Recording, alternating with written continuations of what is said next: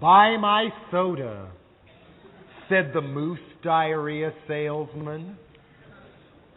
And we did. We all did.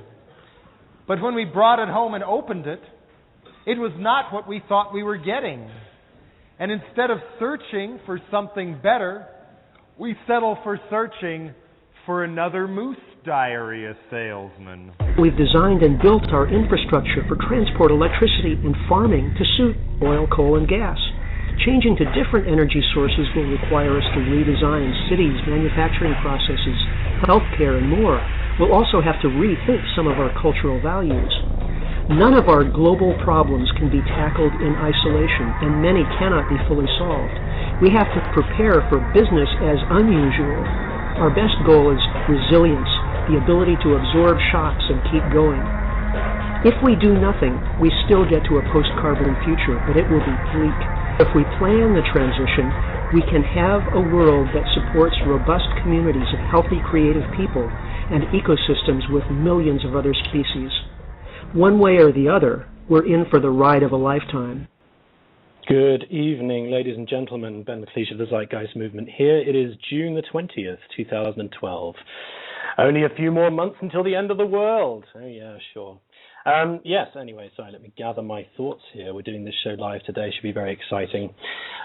Please let me know in the chat if you can hear me. Okay, fantastic, you can. Thank you very much. So there is a quote often attributed to Henry Ford, although I don't think he actually said it. There certainly doesn't seem to be actually any evidence that he said it, but the truth of it is still relevant. The famous quote is that if he had listened to his customers, he would have built a faster horse.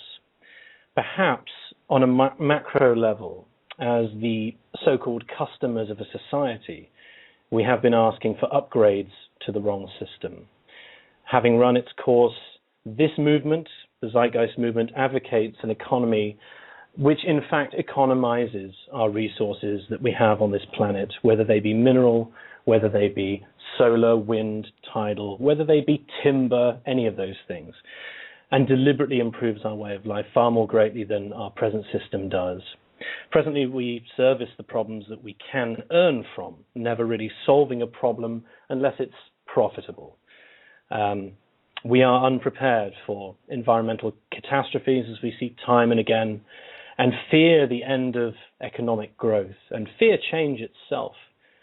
Our response as a species has been to ignore the warning calls from many who raised the alarm many decades ago, and the warning signs from nature itself. Perhaps we are indeed flogging a dead horse. Anyway, welcome to the show. I have you for 60 minutes. I am going to give you a very brief overview for anybody who's unfamiliar with what it is I'm going on about, in case it's your first time listening to this on archive or even live. Then I'll give you a quick bit of news, and we do actually have a decent bit of news this week that should be quite entertaining. And then I will give you some updates on the stuff I'm doing in case you're interested. And then if I've got time at the end, I do have quite a few questions. I picked up a few from last week's show that weren't answered, and I can put on my best Peter Joseph impression if you like to do them. And then I've got actually a blast of them that I got through my Tumblr account a while ago that I never answered and I felt quite bad about. Some of which I'm going to have to try and qualify on the show. Forgive me, dear asker, if I qualify them incorrectly. May this caveat serve as my protection in that situation. So look, what's the overall overview? What is it we're going on about? Why are we here? Why are we talking? Well, look, we advocate a very simple core tenet, and almost nothing else, actually. We advocate, as a movement, as a group of, I don't know, it must be 600, 700,000 direct people now, and many millions of others who at least know of what we talk about, or indeed characterize it in slightly different ways under a different name, but broadly in line with what we talk about. What is it? We advocate the use of science and technology for the benefit of human coexistence with the planet. See my careful words I chose there. Not human existence on this planet. We already do that, and we're doing it at a massive detriment to the biosphere. We need to coexist with the planet. And of course, that does mean, of course, existing on it. That is essentially the core of what we speak about. If you follow that train of thought through, you will see that it reflects in some of the other attributes that we talk about that, taken on their own, might seem communist or might seem totalitarian or anything like that, if you take it into the proper context of what we're speaking about, I hope you might understand them a little bit better than if you were to just see them mentioned somewhere and immediately lock down your presuppositions, much like I did when I first came across this stuff too. I didn't get it straight away either. We advocate the end of money. In fact, we foresee the end of money based on the trends that have emerged over the last 100 years, maybe a couple of 100 years actually, but more significantly really in the 20th century. Now, why is that? Well, it's not that we don't like the fact that there are lots of rich people and we might not have any money. That's a rather childish reaction to that. All money is based on rewarding the people with the most money, and that has some inherent problems in it. For example, at the moment, we are pretty much starting to automate some incredible things. We are doubling everything we know every 13 months. Humanity this year knows twice as much as it did just over a year ago, and that was twice as much as just over a year before that. And that rate is actually increasing. In about a decade, it should be something like once every 8 or 9 months, something like that. It very much depends on all those contingencies that come in. Now, what does that mean? That means that we are automating jobs. That's what automation is. Automation is the replacement of labor by something that requires less human labor and can be produced, you can produce things more rapidly, more efficiently, much more easily, much more complex. To give you a very simple example, automated checkout desks means that we can now serve ourselves, so to speak, at supermarkets, and supermarkets don't have to pay the wages of the people who used to sit there. The only reason they sat there is because there wasn't any automation yet, not that it should be the goal of any human being to sit at a desk for many, many hours a day, holding items near a scanner until the beep happens, and trying to make idle chatter, but not really being able to because you are just as boring as they are bored, right? Sorry, that's a rather aggressive way of putting that. I'll give you an example from the arts. There is now a movement within the arts community in 3D printing. They are automating artworks which can't really be made by hand, or if they could, it would take a lot more time. And that's really more of a thought exercise. They're using technology in ways that make you think about technology rather than actually serving a purpose. Nevertheless, it's there, and it shows you some of the most impressive things that can be done. A side product of automation, by the way, is also something called 3D printing. 3D printing, which has been around for a while, but has now really been adopted as a buzzword. It's in Jeremy Rifkin's latest book, which I'll return to later on in my points on energy. And this is really going to change everything. Any criminals amongst you who might know the Pirate Bay, they have recently created a section on this torrent site. It's a BitTorrent site. If you're not familiar with it, I'm sure you pretty much must be because they're in the news all the time. The section on their site is now called Physibles. Physibles are downloadable designs of anything from a coat hanger or a clothes hook all the way through to a working integrated toy with moving parts. That spells the end of us buying plastic goods made with non-renewable energies that have been shipped in mega tankers that use more per trip than people use in a lifetime in oil and expendable carbon. This means we're looking at a distributed future just simply based on what we can do, not because anyone says it should be like that, but because it works the best like that, and because it makes sense if you could, for example, have a $200 printer at home, which is what they're going for these days. That's only marginally more expensive than a real printer, or rather a 2D printer, or rather a 3D printer that basically prints, 3D objects that look like 2D objects, A4 sheets with ink on them. This is going to change everything. It's going to change the way that we buy and sell to each other. It's in fact going to eradicate quite a lot of what we do. Now, what does that mean? Ultimately, we are replacing jobs. We're also enabling all the consumers to, if you like, produce for themselves, something which is a market dream of certain libertarians, and I'll come back to that point later on as well. So if we extrapolate that out, we are now shrinking our job market to the point where you're not going to be able to use the basis of employment in order to have people support themselves in the system. Yes, things are getting cheaper and cheaper all the time. That's partly because of automation as well, of course. It's partly because on a mass production scale, things get cheaper as well. But you can extrapolate that out, can't you, to a mega production, if you like, not centralized, but in everybody's front rooms. this is going to drop everything to an essentially zero price. You can't get paid enough, even if you had all the jobs, from the diminishing money coming in order to make people survive. There is a second side to that, of course. That is, of course, that things that you are buying get cheaper too, but we're going to end up with maybe 30% unemployment. I mean, the US is already at 17.5%, according to one of their bureaus, and that is including all of the people who've been discouraged from work. But as we more and more have to start automating, as the buying power starts to decrease, and people have to save, and corporations have to save, you're essentially going to eradicate this basis to a not very meaningful level. This is one of the big reasons why we see money being eradicated, or at least coming to a point where it is of no meaningful value, really, as the central mechanism of a society. Not to even mention the fact that the current economic model itself is utterly decoupled from life systems. There is nothing that is a referent to how the physical world works or how it indeed needs to be treated. You can mine as much as you like, get rid of as much of the biosphere as you like, as long as you're still producing plenty of profit. The hand of corporations is forced in that sense, we must admit, because they're going to have to keep seeing those quarterly forecasts and all the rest of it. And it takes quite a brave CEO, and perhaps someone who also owns the company and is a CEO, to even try and step into something that would spell the end of their competitive mentality, or at least their competitive ability, as they start to ignore the profits in favor of long-term survival of their business, of the planet, of themselves, of their children, and everything else. This is one of the reasons why we talk about that. It isn't really as close, it's not really close to anything else at all. Now, there's a couple of other reasons as well. A monetary system, no matter what the basis of your money, whether it's debt, whether it's based on gold, whether it's based on any of those things, is essentially the thing that divides human beings. Like I said before, money rewards the people with the most money. So this is a problem too. We see societies that are more divided, societies that have a much richer 10% at the top than the lowest 10%, that gap widening as a ratio.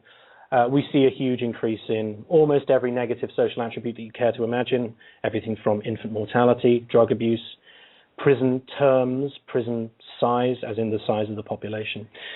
All of this is in inverse proportion to how divided your society is.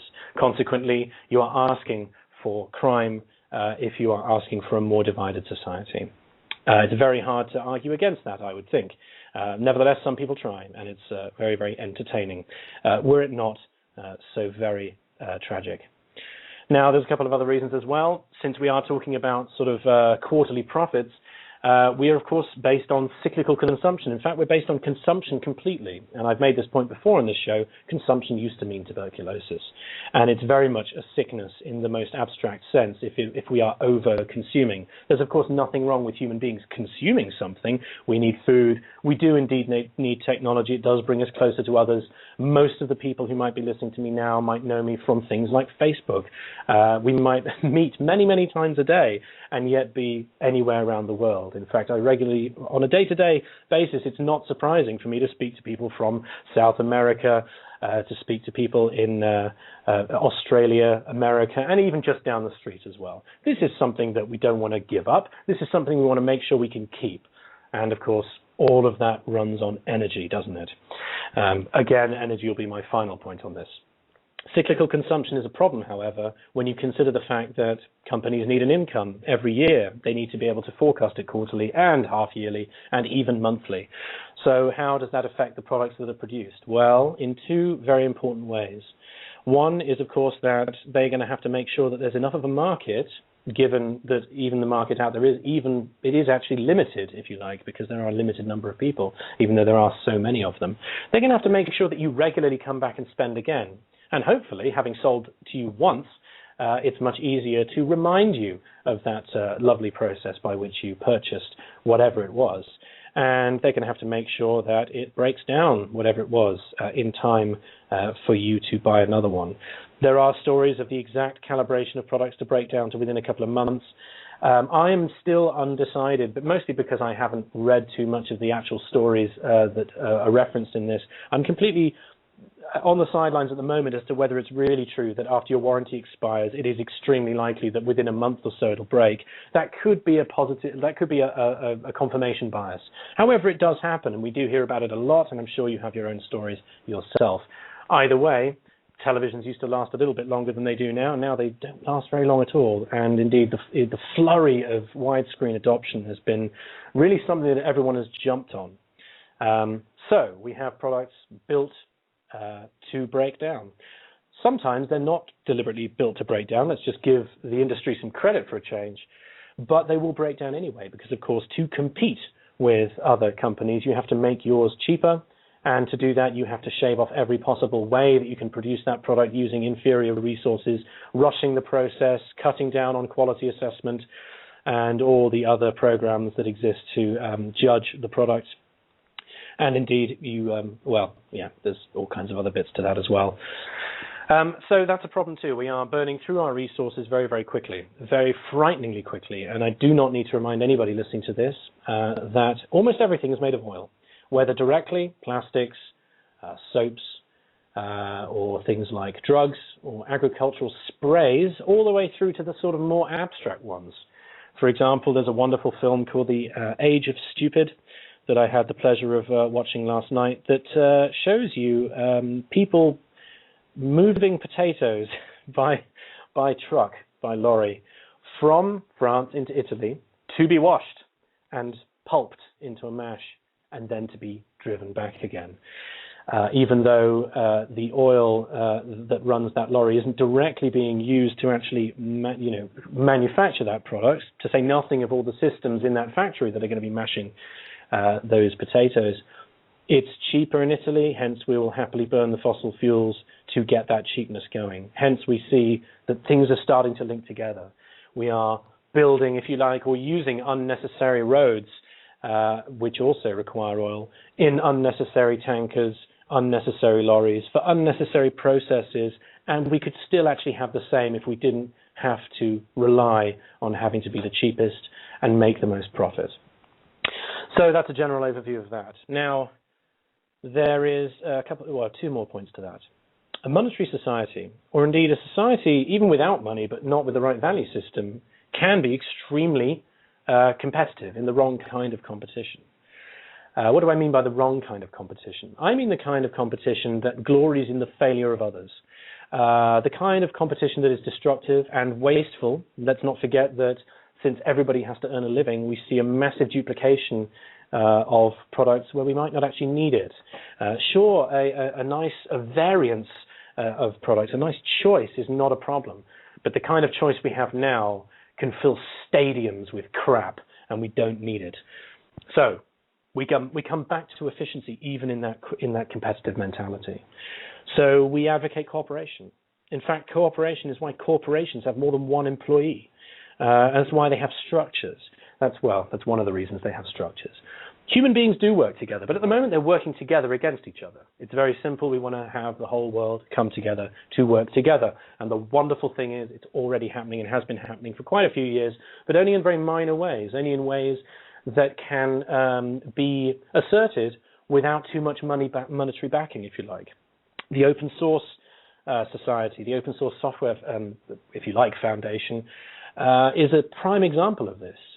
There are people out there who write some of the best programs. For example, there's a DVD ripping software called Handbrake for the Mac that is probably one of the best ones that I've seen to convert your old DVDs from that plastic and metal into a digital file that you can have on all your computers. It has all the brilliant settings, and if you understand what deinterlacing is, which I do not, then all of these things are there. And one of the FAQs on the Handbrake website is, where can I donate? And the simple answer comes back, if you think that I need money or want money or that you should be donating, then you do not understand what open source means. I quite like that. He refuses it. He doesn't even let you force him to accept donations.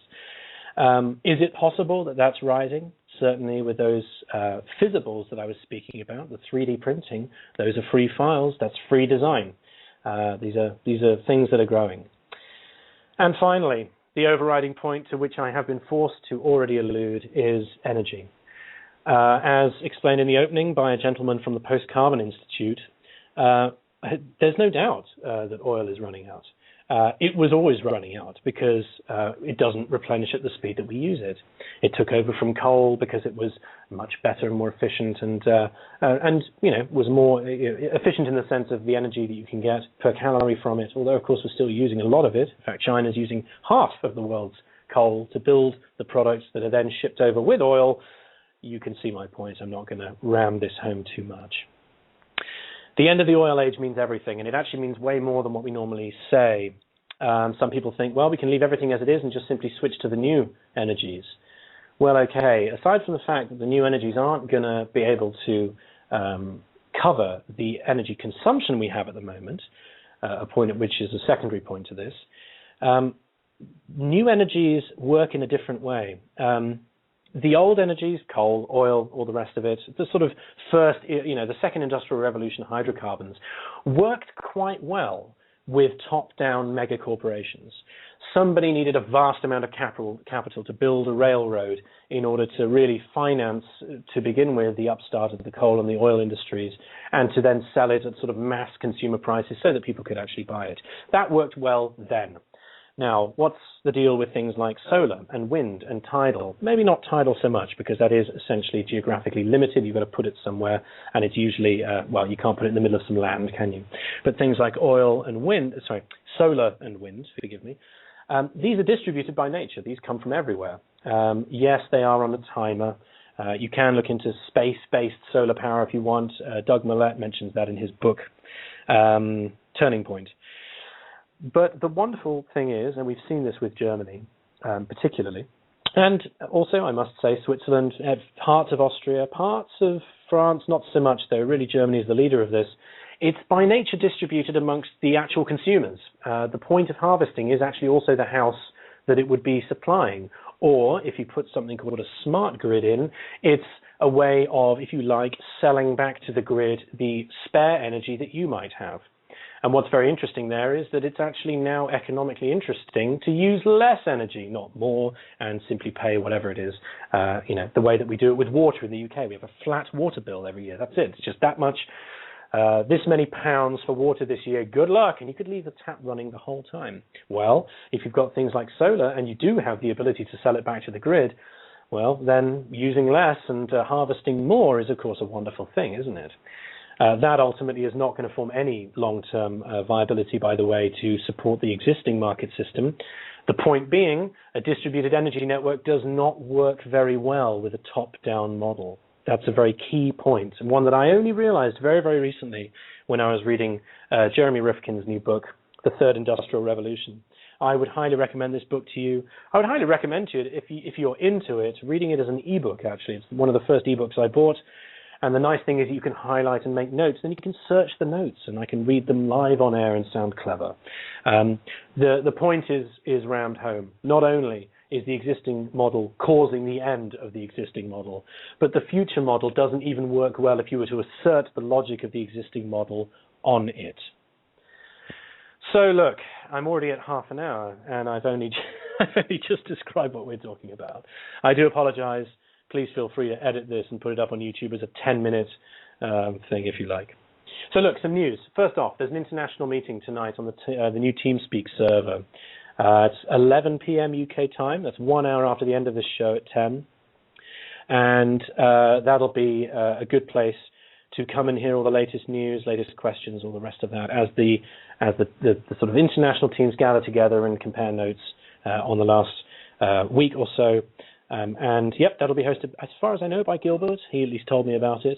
If you need to work out how to get onto the TeamSpeak server, you can find the details on the zeitgeistmovement.com or the zeitgeistmovementuk.com if you're in the UK. Or you can just Google Zeitgeist TeamSpeak 3 address and it'll show you the password, which is open for anyone, and it's there. So that'll be at 11 tonight.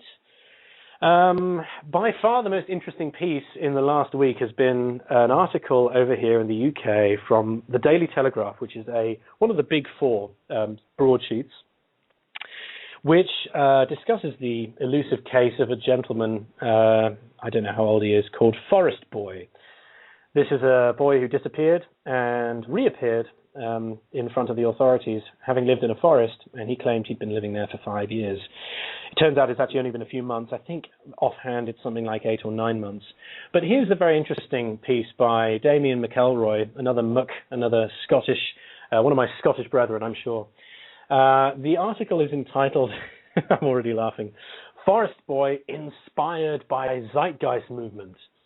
The byline is, Robin van Helsum, the Dutchman dubbed Forest Boy, who conned Berlin police into thinking he was a juvenile runaway, was inspired to travel to Germany by the teachings of the far-left Zeitgeist movement that aims to destroy market capitalism.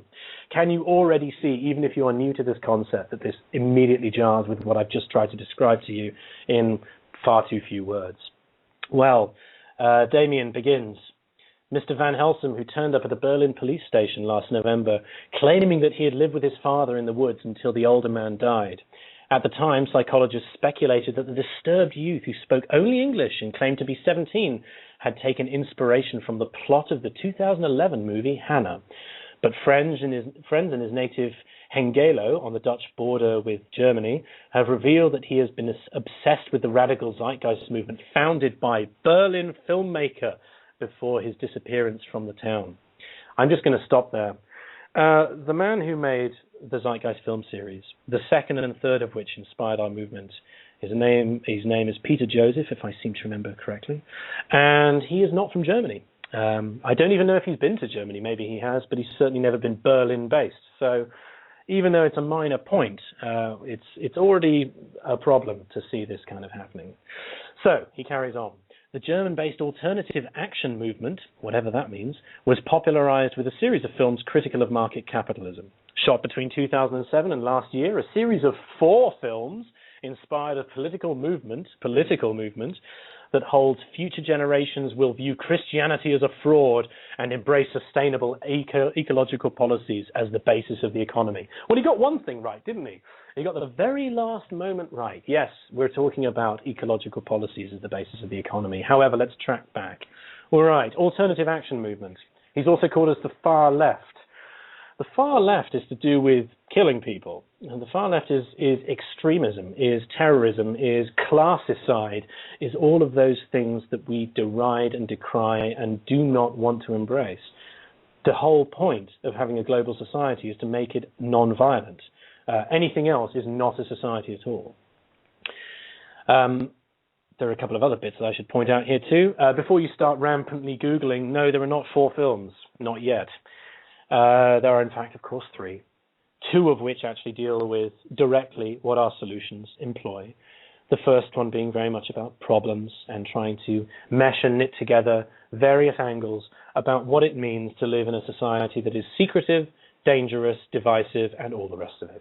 And amongst those things, yes, are traditionalized religious notions that seek to separate you from others, coagulate you at the expense of considering others to be evil until they are turned, and all the rest of this stuff. We're dealing with someone here who can't imagine anything that's not on the political spectrum, that has not even done a Google search to actually even read the rather limited Wikipedia page, or even indeed the very extensive pages of information about us by others that do actually get these facts right, even when they don't agree with us. So it is quite remarkable where this information comes from. I have no idea.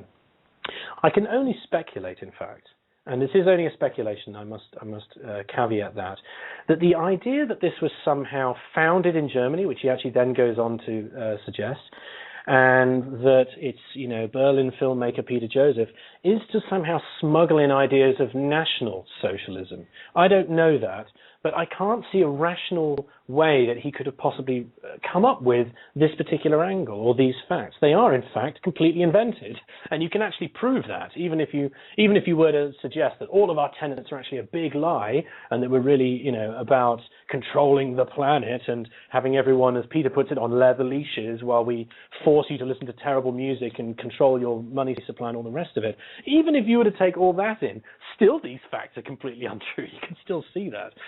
So it's very amusing. Of course, I wrote a response straight away and put it on the UK site, and it's also going up on the global blog whenever that gets approved, which simply tries to maintain and explain what it is that we're about. Yes, why we are against money. We're not just against market capitalism. By the way, a phrase he doesn't actually define, so I can't really engage in whether he's right about that. If we just assume he means the traditional free market or even the modern permutations of the free market, fine. But really any form of exchange with society rather than the freedom from exchange with society in the great part. Even then, I'm really unsure about it. So it's very entertaining. I whacked it up on Twitter. I must say, Mr. McElroy had the decency to retweet we put it out from an official account, points. He didn't correct the article because I'm reading it on the Telegraph site to you right now. But, I mean, really, I'd rather he didn't, in a way. It's annoying, of course, that he has a huge readership and that they're going to come away going, wow, these terrifying Nazis. But, you know, we already knew that the media was basically full of shit. And, in fact, he's probably also on an extremely tight deadline. He's an international correspondent. So he probably has to do very, very quick, very, very quick writing and just whack it up and hope that that's right. And anyway, since he hasn't heard of the Zeitgeist Movement, it's probably something like that, isn't it? So, you know, that's the angle that we got there. It's very, very amusing. If you just Google Forest Boy in the Telegraph, you will find it. You can't leave you can't actually leave a comment on the site, I've noticed, because it's a blog entry, and that's really quite interesting, isn't it? Because it does betray the dying vaudeville act that is traditional print media. What's the point of having a particular site that is branded with what's meant to be a recognizable and trustable name if you can actually empirically prove a lot of it's completely wrong? What's the point of that? They are doing themselves out of a job rather quickly, aren't they? Still, it's very entertaining. Please, no one write angry emails to Damien. That's not the way to deal with this. It is simply for us and for the Dutch chapter, who have also produced a Dutch and an English response, to simply state our position in a rational, sensible way, so that if people start Googling it, they at least have our point of view as well. This isn't something for hate mail. It's certainly not something for derision, and it's certainly not something for name-calling. That's, of course, not what we want, and it certainly wouldn't make anyone listen, and it might actually make them think, well, they must be protesting too much. Maybe they are not what they say they are. It is for us to be rational and calm and grown up about it, and I'm sure you all will be. So that was pretty entertaining. What else is new? I will be, over the coming months, involved in a series of exchanges with a chap called Graham Wright, who writes at a blog called Man Against the State. Graham is a mutual friend of a friend of mine, and he is what he names as an anarchist, a libertarian, and an Austrian economist, all three together. It's wonderful. And we decided quite privately, after we were put in touch with each other, that it would be quite nice to have an exchange, a calm, sensible, rational exchange of viewpoints about each other's and about our own positions, mostly our own. We can't talk about each other's positions too much until we've actually defined a load of common denominators and defined our terms. Graham has already fired the first shot, so to speak, and has written an extensive, extremely long critique of, appropriately, the Firing Back lecture from January. I'd urge you to find it. In fact, if you search for Man Against the State, I think it's a Blogspot blog, you'll find it's one of the most recent entries. Right before it, by the way, is a blog entry about something that I alluded to, which is the levels of equality versus the different modes of poverty in a society, as a relative poverty compared to the top 10% versus the bottom 10%. That's also actually inspired by him watching that same critique, because he actually mentions it in his piece. Read it through, have a look at his arguments.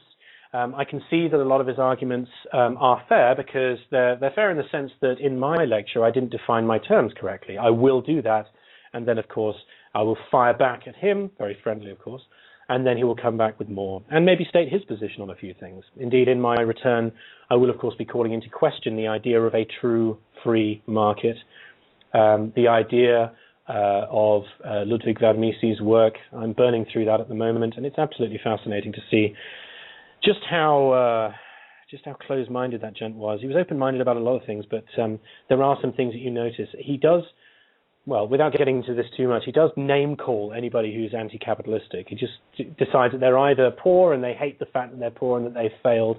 This isn't any way of actually characterizing the opposite argument, and it's certainly not the way in which I'm going to deal with Graham, or that I would hope he would deal with me. And as a final point on something that I'm doing, and then I'm going to shut up about myself, Manny Otto, who recently did Zeitgeist Moving Inward for Z Radio and ZBN, and a gentleman called Troy Wiley, who has popped up in the past on my radar and has made 3 very interesting videos online. I've suddenly forgotten the names of them. I will, hang on, I need to find them now, actually. There we go. I'll find them. The 3 of us are going to hold what's called a trialogue on the Zeitgeist Broadcasting Network. Manny and Troy inhabit an area of research that I have less information on, and so I would really like to share the time with them to learn about what they're talking about. Troy Wiley, sorry, here we go. It's called The Supreme Ordeal. If you look on Vimeo, you will find, if you search the Supreme Ordeal, the whole name is The Supreme Ordeal, an open versus closed civilization, there are 3 videos that broadly follow something called the monomyth, which is the Joseph Campbell assertion and the work that pretty much every myth and every story follows a very similar pattern, that there is an overriding hero with 1,000 faces, and in fact that's the name of the book that Campbell wrote.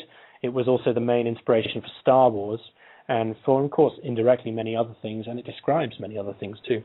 Troy, Manny and I will hold a trialogue on variously things like spirituality. What do we mean by spirituality? Do we see a future for the more ethereal, the numinous, within a society that is locking itself more closely to the pursuit and indulgence in helpful science and technology and supporting human life in that way, the technical society, if you like?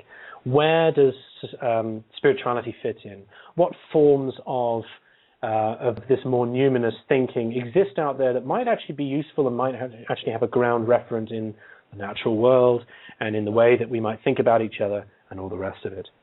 Of course, one of the many things we talk about, other than simple technological evolution and gadgets, who cares about that, is, of course, the value change that is the thing that changes you from a society of mass consumption to one of stability and sustainability and true equality, which doesn't mean, by the way, that everyone has, quote, the same, but that everyone has what's needed. The old quote, from each according to his ability, to each according to their needs. Yes, that's actually pretty correct.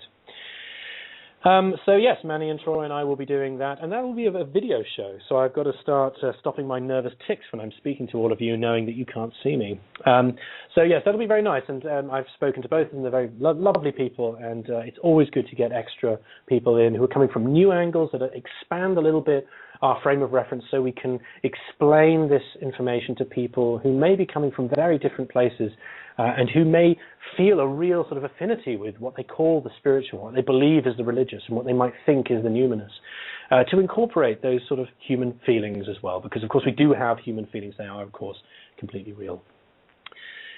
So, right, with only 20 minutes to go, my apologies. I'm going to run through some questions I got. Some of these are borrowed from Peter's string. Most of them are not. The first one comes from a lady called Wendy. Now, I met Wendy at Occupy Sheffield. She was standing there with an Avaz sign. Avaz is that, what's the name for it? Petition site, that's it. It's funny when you just go blank like that. It's a petition site that does some pretty good work. It's funded by George Soros, of all things, but has some pretty good effects. And I went up and talked to her, and we sort of talked about, why Occupy existed and what the underlying problems were. And she wrote to me quite recently saying that that she had been really thinking about this, and she's tried and tested this idea with some of the people she speaks with. And her question is this: a psychologist friend reckons a transition to an RBE, in a transition to an RBE, critical thinkers will need to form a political party, topple from the top.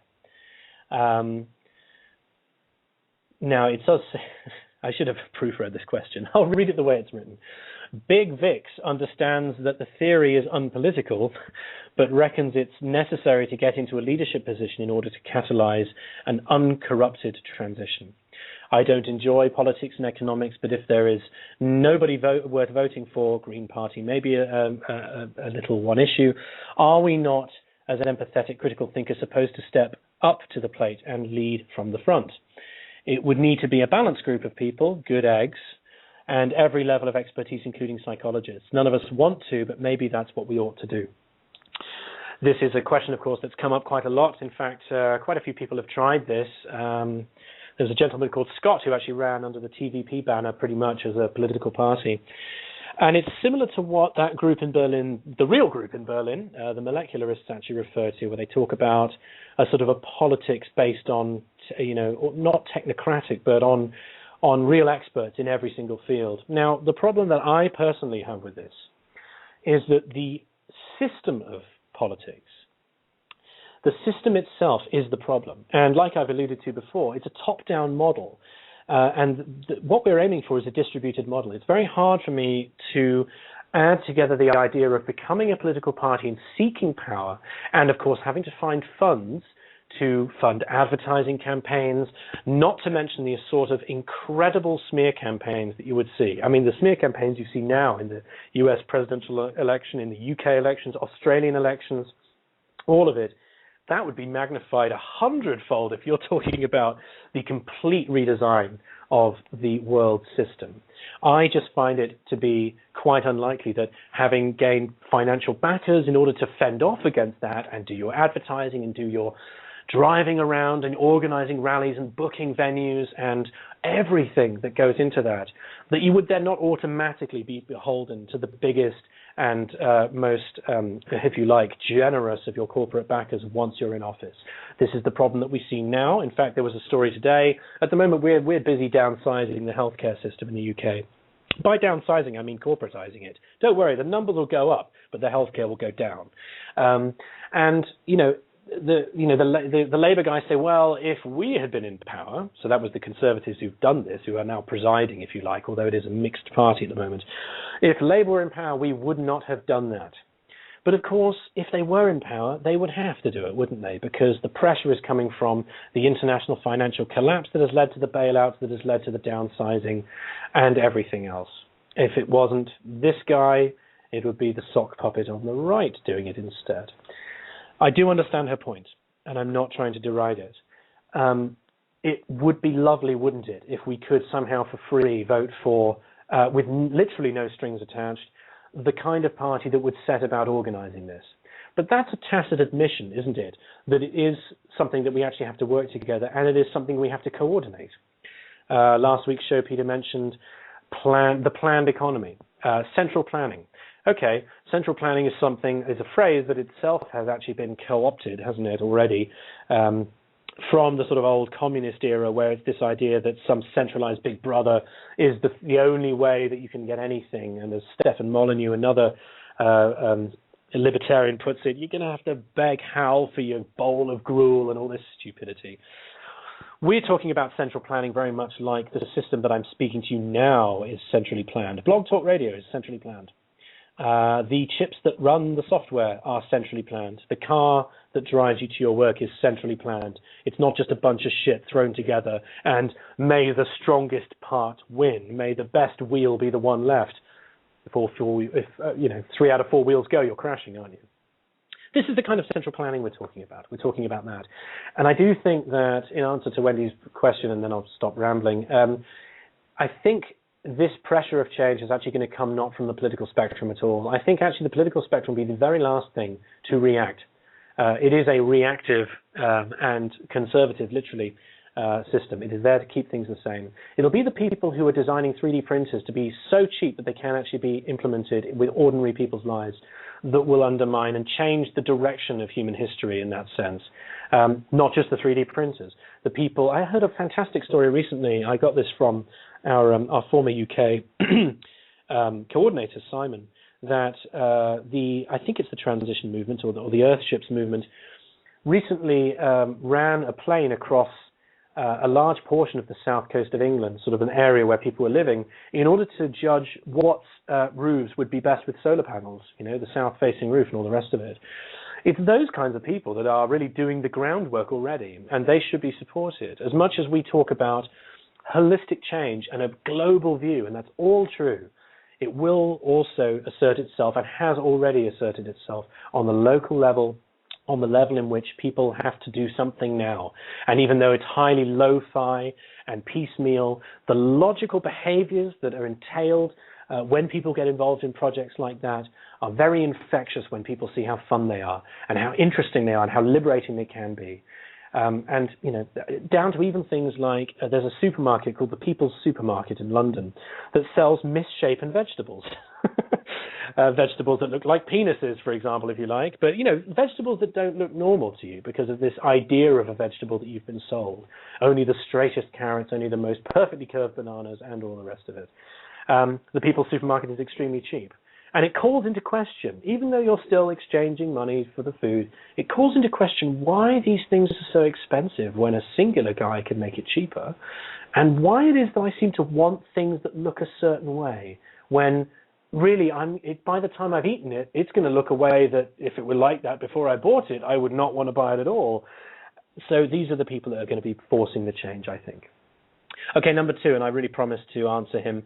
Bakari Pace from the week before last asked a question on Peter's Facebook. It says this: for years, there's been a great and growing literature about money. It's very various, but has one simple general characteristic. First, there is a swift exposure of the existing system as wrong. Then there is a glib demonstration of a new system which is right. Many of us have been offering glib explanations of the resource-based economic model, but very little has been any more than a reiteration of rewording lectures that you or Jacques Fresco have given. By you, of course, he means Peter. So the whole point, I'd actually missed the end of his question there. The whole point of what his question was, as far as I can tell, Bakari, forgive me if I get this wrong, there needs to be a literature that really effectively communicates the solutions without too much of the bashing of the negative and the rehashing of and the recycling of existing lectures too. I thoroughly agree that people should be writing their own stuff all the time. I always find it a little bit I find it a little bit disheartening when people simply quote portions of lectures, no matter what the lectures are, and don't put anything else in. Jim is a perfect example of how it should be done. Jim Phillips, our UK guy, he just goes off and writes his own stuff and comes at it from angles that seem like that they're totally original, even though they're just simply another re-exposition of the same kinds of things with examples of how things can be done. Now, I think Bakari partially, I'm going to actually have to check Facebook for this because I don't want to be comparing a shibboleth while I'm doing this. But I certainly think that's true. And I think that it is up to everybody to do the best that they possibly can do in communicating these ideas and coming up with applications of this idea towards particular scenarios, and even where you can do something a little bit like the guys in the transition and all the rest of it, the transition towns, or at least showing those things as well. Okay, where is it? Here it is. Let me just make sure I've read the rest of his item. Here it is. Bakari, by the way, did a fantastic job in nonviolent communication, which is, I suppose, actually part of what his question is. The nonviolent communication also means the effective communication, doesn't it? And all the rest of it. Right. Sorry for this mumbling. Here we go. Bakari, where did you put yourself? Here we go. Yes, okay. You or Jacques Fresco given, rather than more information about how bad the monetary system is, there is a hunger within the movement for peer-reviewed literature regarding the intricacies of the resource-based economic model. Outside of Occupy Wall Street, you've mentioned you're nothing more than a compiler of data, blah, blah, blah. How would you suggest these members who are in college, bachelors or beyond would use your compilation to explicate the economic model to earn academic audience needed for peer criticism? Look, it's a good job I read it, wasn't it? Because I totally answered the second part of that completely incorrectly. It's very, very tricky to get into the academia in a peer-reviewed way. It can be done, and it has been done to some extent. I will give a couple of examples of how at least this can turn up within libraries in particular universities. I don't know if you know this, but most libraries have something called a local repository. It's a digital file system that is harvestable, so it can be mirrored in other libraries around the world. It can be harvested centrally. This is actually something I do in my day-to-day work, is to deal with this stuff. And they put on there all of the, not just PhD work, but also the items that have been written as end-of-year examinations, not the examinations, but like large essays and things like that. Will Dixon from the Portsmouth chapter wrote one about, he wrote it for his sociology degree. He called it A Zeitgeist Movement, and it's now available online. It's also now going to be available in the Portsmouth University Library repository as well as online. So it's actually formed a part of the corpus of that library, and it will be mirrored around the world. It'll start appearing as these systems of search and discovery get better. It'll start appearing around the world. So my answer to you, and I'd hope Peter's answer to you, it doesn't really matter, this is my answer, is that anybody who's in a position where they are, for example, studying sociology, biology, physics, chemistry, can somehow work into a dissertation, there's the word I was looking for, elements of what it is that we actually talk about. And to have that sat on the library's repository so that it forms a basis for other people to actually discover this stuff. That would be my answer to you. It's one of the most effective ways. The other one as well is to try to reach out to people who actually are already in the scientific community to suggest what are they going to do about it, what do they think about it. Think of people like John McMurtry, who is actually a professor at Guelph, who has very acutely criticized the underlying logic of the monetary market model, with or without debt, by the way. These people do exist, but yes, they are in the minority. But it'll grow as the need for it does grow. Right. A few other questions. Bakari, I hope that was okay. Just let me know privately if it was not. These are some of the questions I got blasted very quickly to me. I'm going to only answer one because I have about 4 minutes left. The question I got to my Tumblr account, lecture notes, is very simple. Is a resource-based economy to be implemented voluntarily? Right. On one level, yes, and one level, no. Yes, in the sense that your personal buy-in can't be forced by me or by Peter or by Jacques Fresco of the Venus Project or by the Transition Towns movement. We can't make you do anything. We can only show you. We can only explain to you. However, the thing that's going to be forcing you is the environment. The thing that's going to be forcing you are the actual social pressures, the biosocial pressures, if we were to use Jacques Fresco's term. These are the things that will force you. And the best thing, we don't like being forced, do we, is to preempt it, like the gentleman in my opening and who will be in my closing. It's the kind of society that we have to prepare ourselves for, or it's going to be a complete nightmare. The next time someone tells you that, is this going to be forced on us? It's going to be forced on you by the logic of you having to live on planet Earth. And that really is about as simple as I can make it. We can only try and persuade you in a fair way, in a way that invites rational response, that invites you to question it. That's the only way that we can convince you. Anything else is violence. Anything else eradicates the point of a resource-based economy to begin with. Right. Okay, I think I'm done. I will leave you with the same file that I opened with. Thank you very much for listening. I will see you all on the streets, and I will see you all around the world, and I will see you, more importantly, online. Take care, and thank you. Buy my soda, said the moose diarrhea salesman. And we did. We all did. But when we brought it home and opened it, it was not what we thought we were getting. And instead of searching for something better, we settled for searching for another moose diarrhea salesman. We've designed and built our infrastructure for transport electricity and farming to suit oil, coal, and gas. Changing to different energy sources will require us to redesign cities, manufacturing processes, healthcare, and more. We'll also have to rethink some of our cultural values. None of our global problems can be tackled in isolation, and many cannot be fully solved. We have to prepare for business as unusual.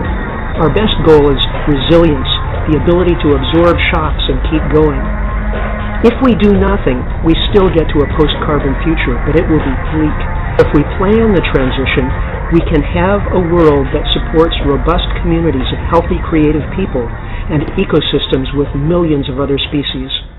One way or the other, we're in for the ride of a lifetime.